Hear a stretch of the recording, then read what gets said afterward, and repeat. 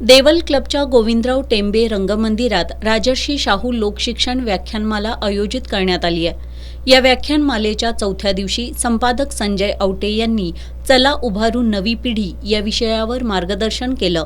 यावेळी बोलताना त्यांनी सध्याच्या राजकीय आणि धार्मिक व्यवस्थेचा नव्या पिढीनं विचार करू नये असं वाटतं, कारण त्यांना याची सर्वात जास्त भीती वाटते असं मत देखील व्यक्त केलं। मात्र आपण वादविवाद, संवाद, विचारविनिमय साधला पाहिजे, बोलत राहिलं पाहिजे हे नव्या पिढीला सांगण्याची गरज निर्माण झाल्याचं त्यांनी सांगितलं। मुलांना निधर्मी बनवा, मुलांना जातीच्या पायावर वाढवणं हे सर्वाधिक घातक असल्याचं त्यांनी सांगितलं। सर्व धर्म समभावाची शिकवण असणारा भारत त्यांच्यापर्यंत पोहोचवा, महापुरुषांचे विचार त्यांच्यापर्यंत पोहोचवा असं त्यांनी आवाहन केलं।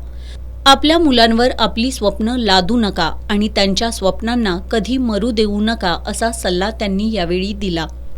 उद्याच्या पिढीच्या डोळ्यात भारताची नवी आशा आहे, त्यामुळे मुलांच्या मनात विखार नाही तर प्रेम निर्माण करा असं आवाहन केलं। यावेळी उपायुक्त साधना पाटील यांच्यासह महानगरपालिकेचे इतर अधिकारी उपस्थित होते।